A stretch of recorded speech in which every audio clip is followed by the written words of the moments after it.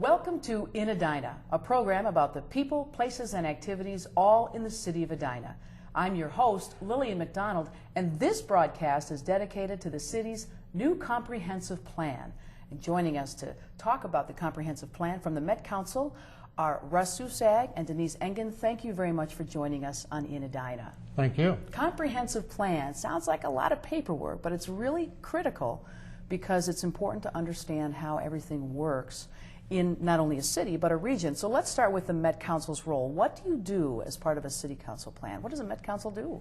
Well, the Met Council was created in 1967 by the Minnesota State Legislature as a planning agency to plan for the orderly and efficient development of the metropolitan area. In 1994, our role was expanded to include that of operating metropolitan systems. We run the Metro Transit system, the buses and the LRT. We also operate the sewage treatment plants and the jointly used sewers. We provide funding for park development, regional parks, and also for property acquisition. We also do the planning for the federally funded transportation projects. So as a result of that, and when we're talking about the region, we're talking about the 7-county metro area, right? 7-county metropolitan area, yes. And you have to create a plan that speaks to where we are today and where we're going to be so that all the pieces fit together around parks, transportation, development, right? Yes, we spent 2 years, 2003, 2004, developing what we call a 2030 regional development framework that sets forth the goals, the plans, the strategies for the metropolitan area to develop. Which changes all the time. Population changes, growth and expansion changes, technology changes. That's a lot of work. It's a lot of forecasting. Modes of travel change, and yes, that's all part of it. So you not only do it on a regional level, but you also have expectations at the local level. Make sure that regionally the plan is working, and then locally on a city-by-city basis the plans are working, and that's where you come in. Right. I provide technical assistance to a set of cities, and because all over our metro area right now almost 190 different communities are having this same dialogue, and they've got kind of a laundry list of things that they need, of information they need to provide to the Met Council. But to get there, you have to go through kind of a checkup on their existing plan, because we have to remember all cities already have a plan. And they just need to look at the plan and find out what has changed. Have their values changed? Has something new happened that they need to accommodate? And then move that planning horizon. The last plan went from 2000 to 2020. 10 years have gone by. We're going to bump it up to 2030. And communities just have a responsibility to check in on that. So when you say something new that's changed, give me an example of something new that's changed that would go into the plan. Major employer might have left. Somebody may have been working for years. You know, so many development projects take so many years to come to fruition, and that might be happening now. And you would have major traffic changes. Which we're having here in the metropolitan area, no doubt. And light rail is a good example, a good concrete example of something recent that's happened that we've built into the plan at the regional level. The Hiawatha Light Rail has been very successful and has provided a model that's stimulated like the central corridor between downtown Minneapolis, downtown St. Paul. We have the rail project from Big Lake to downtown Minneapolis. It'll go in operation in 2009. A central corridor will go in 2014. We have a lot of others that are under planning at this point. Southwest Corridor, which skims the city of Edina, heading out towards Elk River. And it makes sense then to be sure that the left hand and the right hand are in sync, not just from the city by city level, but county by county level, and then as a region as a whole. And then I would imagine you compare the Met Council's regional plan to other national plans across the country to just kind of weigh in and weigh out about how you're doing and matching up to changes across the country. Yes, and other metropolitan areas have similar organizations, Portland, Oregon, Toronto. Interestingly, though, none of them have exactly copied us, but it's the only way that you can coordinate metropolitan area development. And this requires public input. You've got to have public input because opinions change all the time. Does that Right. come into the picture? And in Minnesota, land use decisions are local. And so a local community needs to make its own decisions and decide where things are going to go and how they're going to happen, and what's important to preserve and what things need to be tweaked a little bit.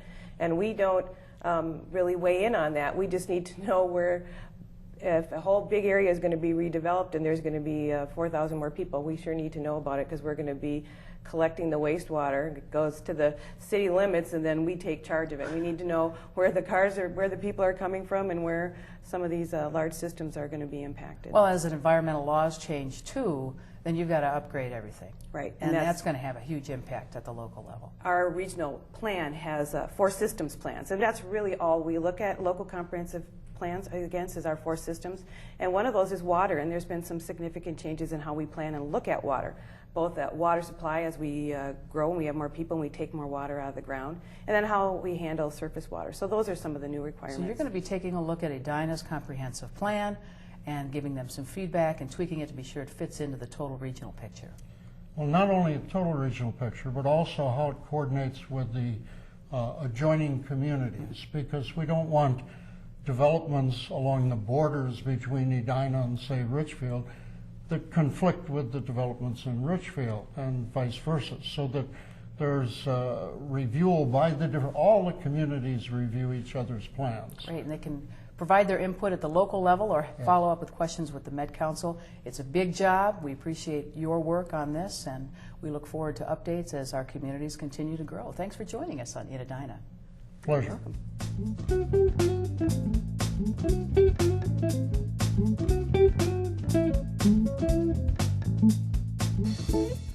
Well, the Met Council is giving us a regional look at comprehensive planning. Now we're going to take a look at the details of Edina's plan. And joining us to talk about that are Mayor Jim Hovland and Heather Worthington, Assistant City Manager from the City of Edina. Thank you very much for joining us. Yes, you. you're Appreciate welcome. it. Thanks for having us. Big comprehensive plan, due the end of the year. Right. How's it going so far? I think it's I think it's going well. The Planning Commission is working very, very diligently. I mean, we've got people on there that have put in, I think, literally hundreds of hours in terms of working on this plan that will help give us sort of a global look at Edina over the next 10 years. Well, and that's your job, and that's what we expect of you. We're relying on you to do that. But some residents don't want change. They don't want anything to change. They like it. It's comfortable. And others know we need to plan for change. How do you balance that? Well, I think that for the folks that aren't comfortable with change, they should know that for 95% of our city, really nothing's going to change. It's primarily residential. But there are a few pockets of potential development that could occur, 44th and France, 70th and Cahill, Valley View, Wooddale, and then of course the Southdale district between Crosstown and 494 and York and France is an area that we've studied with the county, and this could be subject to some change over time. Well, and you have to plan for that. Change in demographics, change in transportation, change in technology. So anything in particular that you want to share right now as you see things going on into the future? Well, I think that as the Planning Commission is doing their work, I think they're tending to look at these, especially land use and transportation, as being interrelated. In fact, you could look at land use as a transportation issue. And so I think those are the areas that we're seeing the greatest interest in from our citizenry and also from the folks in the Planning Commission. Future land use, transportation systems, infrastructure to support those systems. I think those are primarily the areas. Heather, you may have a couple other ideas on that. I'd agree with that. I think that one of the things that the comp plan does is it recognizes those potential areas of change, and it calls for a process to manage them in the future, which will include citizen participation and what we're kind of calling small area plans. And they'd be studies that would be generated with the help of city and residents and developers in the future. They'd be kind of kicked off if a development proposal was received for an area. That would trigger a small area plan study, and then we'd go through that process. So that's a big change in the comp plan and how we deal with change in the community. Well, that's really why you want public input. Used to be these plans were just sort of part of your detail, and now you're asking the public to get involved in this process. Why? Changed dramatically, I'd say. When I first got on the council in '97, we had our first plan due in '98. I don't remember the council even participating much in the process. It was staff-driven, and they felt it was their responsibility. They had the expertise in the different areas of transportation and land use, park and rec, sewer infrastructure, all those particular areas that the Met Council required reporting on and planning for. Now we've determined that we want to make sure that we have public participation in this process so that we have everybody in the community taking part in what we want our town to look like over the next 10 years. And it's been a terrific sort of process. You're doing that several ways. You're doing that several ways, Heather. Tell us about some of the ways you're collecting feedback and inserting that into this plan. Yeah, we have. We've taken feedback both in writing and via email. We've had public participation in meetings. We've had listening sessions at the request of residents and specific groups. We've had 7 listening sessions, 24 task force meetings, countless community meetings held in different parts of the city on different days to accommodate people's schedules. So we really have done a pretty exhaustive job of getting people out, trying to get their feedback and input on the plan. Now it's all posted on the website, and we're still receiving comments, and we will continue to receive comments through March when hopefully the City Council will have it on their agenda for action. It also has to be fluid and flexible. I mean, this is a guide, and it's due the end of the year. Met Council will take a look at it. There'll be exchange of input, change this, twist this, turn that, make it even better, and then the blessing will be done. But change will still happen next year, 5 years, 10 years from now. So you're kind of forecasting it, but you're also managing it as a change happens. That's right. This isn't the 10 Commandments. I mean, it is a document that will require some flexibility, and it will be probably modified or amended over time as focuses change. And you know, we may see something proposed in the way of development that we didn't anticipate. So we're trying to do the best job we can of doing that, as you say, that forecasting. Yeah. Trying to be as prescient as we can about the future. But and balancing all the needs of a developer who wants to come in and take advantage of a prosperous community, as well as a resident who's pretty comfortable in their community, and they might not want to see a whole lot of prosper happening. Or maybe they do. I don't think we have developers that want to take advantage of a prosperous community. They're looking for opportunities, but I think we've had a great relationship with the development community in our town, and they are simply one voice at the table as we go about making these decisions about land use and how it will impact our transportation system, our sewer infrastructure. But we've been very, very careful about how we treat these processes and how we go about deciding whether or not we want the development that developers want. So you want to make sure that the individual voice is as loud and identified just as a community or a developer voice. It is. Oh, yeah, good. It is at the council. Yeah, it's all, for us, it's all fact gathering and then decision making, and we want input from every facet of our community, including the development community and our citizens at large, before we make a decision. Folks want to participate. How do they get involved going out? You know, there will be several opportunities for participation at the Planning Commission meetings, and those will be posted online. Those are regular meetings. We'll hold public hearings on the comprehensive plan at those meetings, and then there will be, most likely, there will be a public hearing in front of the City Council in March. And as that time approaches, we'll be getting more information out to residents about it. Wonderful. Lots to look forward to. Get involved. Your voice is just as important as everybody else's here in the city of Edina. You got it. Thank you very much for joining us. I look forward to seeing the plan toward the end of the year, and I wish you the best of luck in the planning. Thanks, Elaine.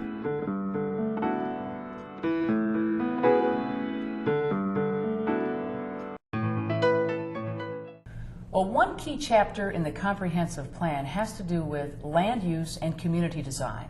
And here to talk about that key chapter are Carrie Teague, Planning Director, and also Kevin Stoughton, who's on the Planning Commission. Thanks for joining us on In Edina. Good to be here. Thanks for having us. Let's talk about the difference between land use and community design. They go hand in hand, but they're very different. Sure, it's an important concept to understand at the beginning that this chapter includes both of those concepts, but they are slightly different.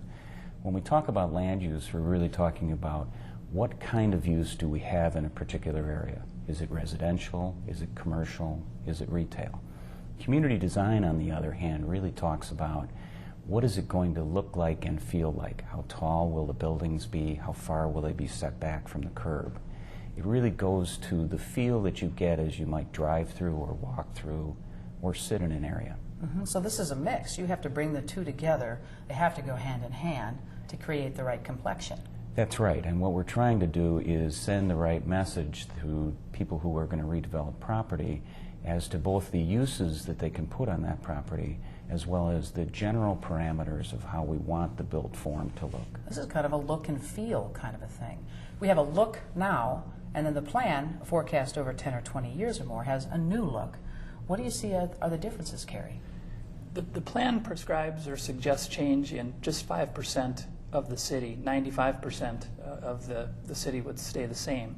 The areas of change would include off of 169 and Londonderry. Currently there's office buildings in that area. The plan suggests introducing residential. Second area of change is the Cahill, 70th and Cahill area, our industrial park. It's about 300 acres. Plan also suggests residential land uses in that area too, mixing up of those uses. The third area of change is on the east side of Highway 100 along 77th Street, what's known as the Gateway area. The plan also suggests residential uses in that area in addition to the existing office. The last area that's suggested for change is north of Southdale, in the just south of the hospital. The plan suggests some smaller retail in that area, so it's just 5%. Lots of residential injects, though, in the future. That's interesting. How do you come up with that? How do you know? One of the things we tried to think about as we were looking at the plan is understanding the trends and challenges that we anticipate happening over the next 10 to 20 years. And one of those is a big demographic change, where our population is aging, and we need to diversify the housing choices that people might have, so that if somebody, for instance, wants to move from a multi-level housing to a single-floor housing because they don't want to climb stairs anymore, that option exists within the city, and that then you inject some of that housing into areas that are closer to the services and retail that somebody might want to use. That's a good idea. I mean, we're all growing older, and we are going to need to move. And it's good to have some options as we make those transitions in our lives. And you also need family planning on top of all of that. So that's a lot to think about. The retail injects, how about that? Where do you come up with some of those ideas? The retail is more to serve some of the residential in the area or the office buildings. So nothing large-scale retail, but small service retail for the office and residential areas that surround it. So 95% pretty much looking like it's going to stay the same, with about 5% change on the horizon between the mix of land use and also community design. And you roll that up into your chapter of this comprehensive plan over 10 to 20 years. You've got to get a lot of input for that. That's right, and we have done that. We've had numerous meetings. I don't know the exact number off the top of my head, but we've had a lot of meetings where we've tried to reach out to the public, ask for input, and we've made changes based on that input. Anything else for the future that we can anticipate or look to, knowing that this plan is flexible, because anything can happen overnight, but you have to have at least a guide to go with. What else can we look forward to? Well, one of the things that is important to understand about the comprehensive plan is it is an overarching big picture plan. From here we move to changes in the zoning code, and the zoning code is the actual regulation that someone can look up and say, oh, my building needs to be X number of feet from the street, or I can only have this much height, or I have to design my sidewalks in such and such a way. So there's a lot of work that remains to be done. This is a way of mapping out the big picture of what that work will need to So you're follow. creating the forecast, you're laying some groundwork and a roadmap, and then you'll get down to the details of just exactly what that look can be according to the law and the wishes of the public and other interests. That's exactly right. Wonderful. Wow, that's a lot of detail work. I applaud your efforts. And there's been much work to do here, and there will be more on the zoning code as well. Well, we have a lot to look forward to. I really appreciate you sharing the information, and thanks for making the city of Edina as good as it gets. Thanks for having us. Thank you.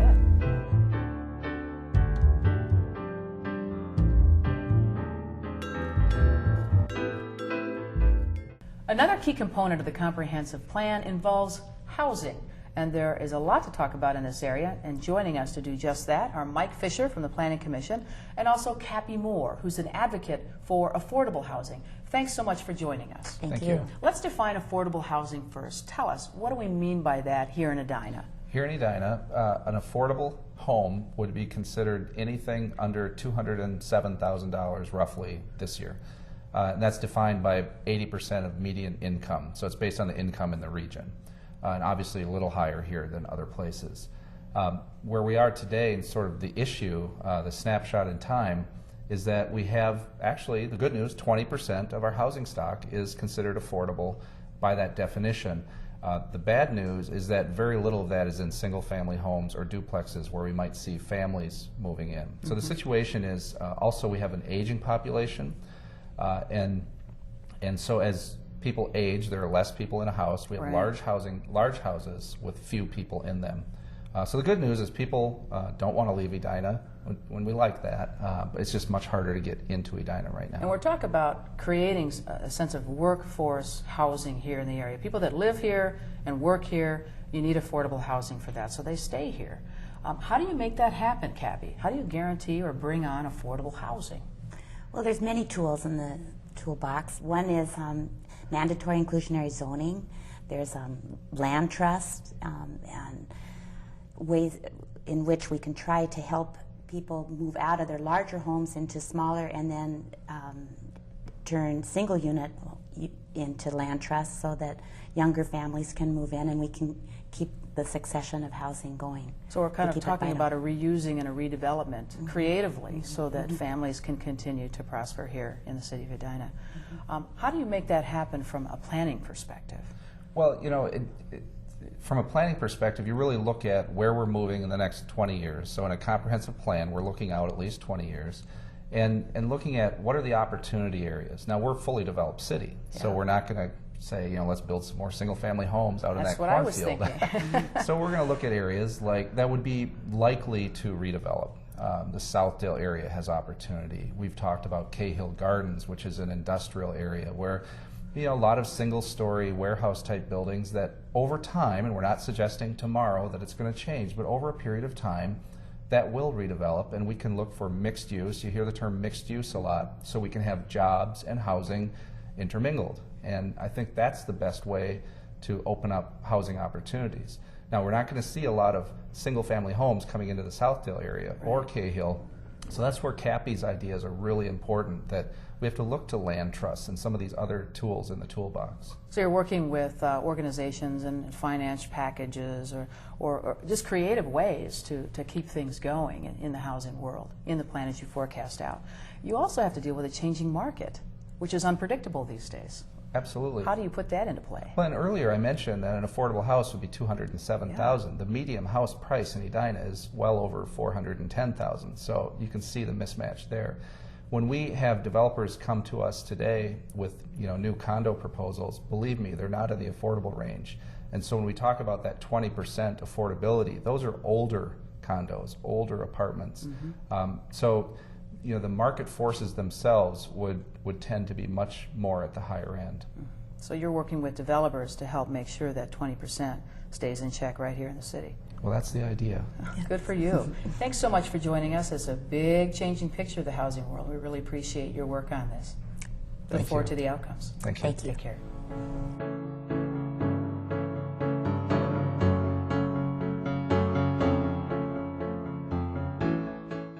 Well, transportation is clearly an important component of the city's comprehensive plan, and joining us to talk about just that are Jack Sullivan, the Assistant City Engineer for the city, and resident Chris Ruffadell. Thanks a lot for joining us, gentlemen, on In Edina. Thank you. Thank you. Well, where are we at on the roads, given that we have 100, 35, and 62 all running intersection here in the city of Edina? Traffic issues are one of the biggest concerns that we hear from residents within the community. So this comprehensive plan allows us to kind of evaluate the condition of the roads that we have today and then plan for the future roads and transportation needs of the community. What are we looking for in the future and in this plan? What we're looking towards is trying to find more ways to get individual people out of a single car and get more carpooling, circulator bus service, different types of things that would allow us to ease the burden on the road system. So we're trying to do more carpooling. Do you see any more buses or maybe some forecast for additional types of transportation to help move public around? Yes, bus service, circulator service is one of the big things we're looking at. There's a lot of other items, bicycles, more walking, more other types of modes of transportation than just the automobile and the single occupancy automobile. And I would imagine density areas are probably the areas of concentration in the plan, Southdale? Yes, Southdale is one of the areas that we're looking for the circulator service, but there's other areas too that will also have impacts and some transportation changes, I would think, in the future in this next 20-year plan. Well, we're not just talking about transportation here, we're talking about people, and I think it's really interesting that, Chris, you actually hosted a listening session for residents, neighbors, anybody who wanted to come to your house and talk about transportation issues and hear their voices, and you invited city members. Tell us about that. Well, we thought that it might be an interesting concept to try to bring people into maybe a more relaxed setting instead of going to a wide open public hearing or an open house. So I met with city staff. I asked them if that would be a possibility, and they were absolutely open to it. I just basically went to my email file and started figuring out who I knew and who might be interested in this topic. I think a big part of it is the education of it and making sure that our voices are heard. And we had 25 or 30 people show up for a given evening. The city staff all came, and we kind of bantered back and forth on topics and discussion, and were able to come up with some concepts that we wanted to make sure we shared with the city. Give us a couple of the examples.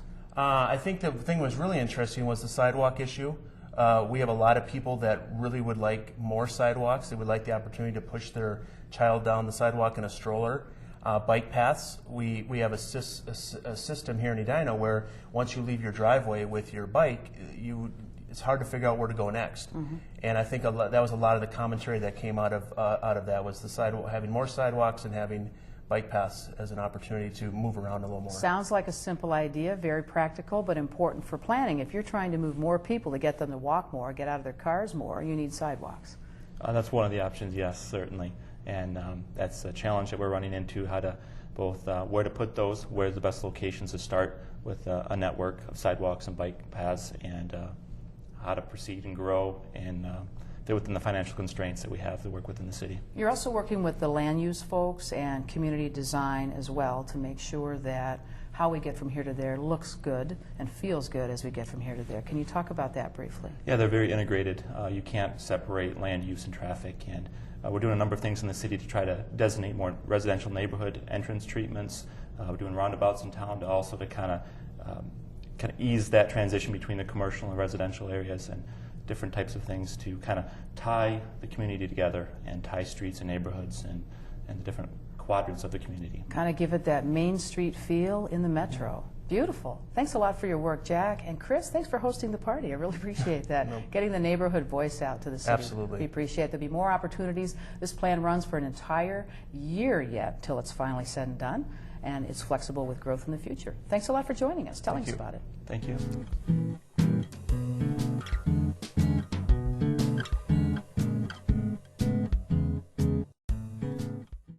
Well, I'd like to thank all of our guests for joining us today to talk about the comprehensive plan in Edina, including housing, transportation, land use, and community design, not to mention the public process and how it all works together. What's next? Well, the finishing touches. Over the next couple of months, that'll happen. The City Council will take a look at the plan before it's presented to the Met Council for their final review and approval. Still time for your voice to be heard. If you'd like to take a look at the comprehensive plan, please visit the City of Edina's website and exercise your opinion. For now, I'm Lillian McDonald, the host of In Edina. Thanks so much for watching. Until next time, have a great day.